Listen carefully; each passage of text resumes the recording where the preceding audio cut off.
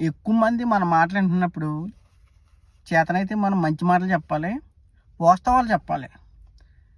సులువుకోలు చెప్పడం అన్నది కరెక్ట్ కాదు. ఈ విషయం నేను ఎందుకు చెప్తున్నానంటే, కువైట్లో కార్ దత్తర్ అయిపోతే, అరబీలో దత్తర్ అంటారు, తెలుగులో సీ బుక్ ఉంటుంది కదా, కార్ సీ బుక్ అయిపోతే 15, 20, 25 దినాల కన్నా ఎక్కువ అవదు.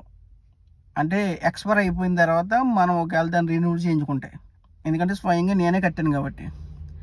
కానీ 300 దినాలు ఫైన్ వేయడం, జైల్లో పెట్టేయడం అన్నదంతా అబద్ధం. నేను ఈ విషయాన్ని ఎందుకు చెప్తున్నానంటే, ఒక అతను కువైట్లో యూట్యూబర్ అతను ఏం చెప్పాడంటే, రేపొద్దున కల్లా నా సీ బుక్ అయిపోద్ది, రేపొద్దునగా అయిపోద్దంట, ఒక్కరోజే ఉంది, రేపొద్దున కల్లా సీ బుక్ అయిపోద్ది.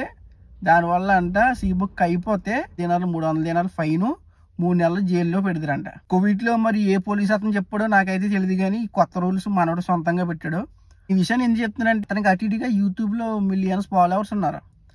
అంతమంది ఫాలో అవుతున్నప్పుడు అతను ఏం చెప్పాలి, కోవిడ్కి వచ్చే వాళ్ళకి కానీ, గల్ఫ్కి వచ్చే వాళ్ళకి కానీ ఇక్కడ పరిస్థితుల గురించి వాస్తవాలు చెప్పాలి. అంతమంది ఇప్పుడు నిజంగా తెలియని వాళ్ళు, ఇండియాలో ఉన్న వాళ్ళు కానీ, లేకపోతే ఈ రూల్స్ గురించి తెలియని వాళ్ళు కానీ ఏమనుకుంటారంటే, అతను చెప్పింది నిజం అనుకుంటారు. మీకు మంచి వ్యూస్ వస్తున్నాయి కదా, మంచి విషయాలు చెప్పండి, వాస్తవాలు చెప్పండి.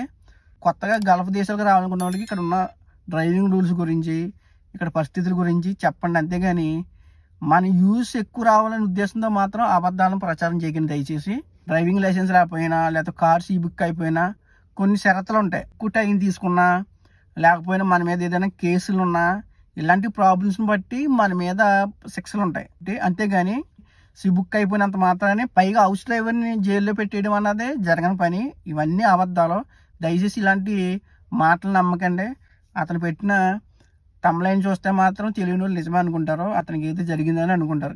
అతను అంత కావాలితే ఈ విషయాన్ని అలా కాకుండా తమ్లైన్లోనే ఇలాంటి విషయాల గురించి కొంచెం వివరిస్తూ వీడియో చేసి చెప్పాలి, ఇలా ఉంటుంది సిచ్యువేషన్, తర్వాత అయితే ఇది ప్రాబ్లం అని చెప్పాలి. అంతేగాని ఏమో 300 దినార్ల ఫైను, తర్వాత జైల్లో ఉన్నట్టుగా 3 months జైల్లో ఉన్నట్టుగా మనోడు ఫోటో కూడా ఎడిటింగ్ చేసి పెట్టుకున్నాడు.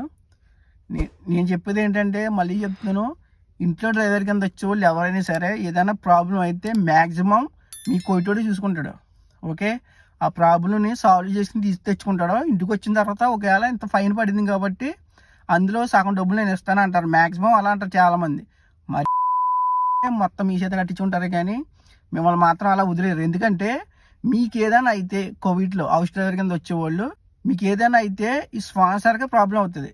అర్థం చేసుకోండి, హౌస్ డ్రైవర్ కింద వచ్చే వాళ్ళకి ఏదన్నా అయితే ఎవరో ద్వారా వచ్చారో మీరు, మీ కప్పులు స్పాన్సర్ ఎవరో అతనికే ప్రాబ్లం అవుతుంది. కాబట్టి మీరు జైల్లోకి వెళ్ళిపోయే అంత పరిస్థితి అయితే రాదు.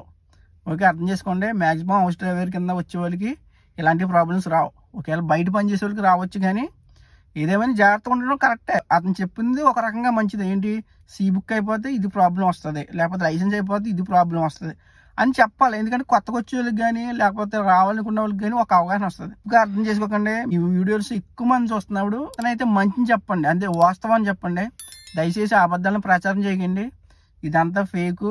మీకు డ్రైవింగ్ లైసెన్స్ అయిపోయినా, సీట్ బెల్ట్ పెట్టుకోపోయినా, రెడ్ సిగ్నల్ క్రాస్ చేసినా, ఓవర్ స్పీడ్లో వెళ్ళినా, కార్ సీ బుక్ అయిపోయినా, మొత్తం అన్నిటి గురించి ఉన్నాయి. ఇక్కడ ఉన్నాయి చూడండి ఎంత ఫైన్ ఏంటి అన్నదే.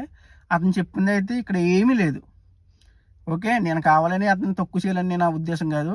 అతని వీడియోస్ బాగుంటాయి, కానీ రావాలనుకునే వాళ్ళకి లేదా తెలియని వాళ్ళకి వాస్తవాలు చెప్పి ఇది పరిస్థితి అని చెప్తే బాగుంటుందని నా ఉద్దేశం.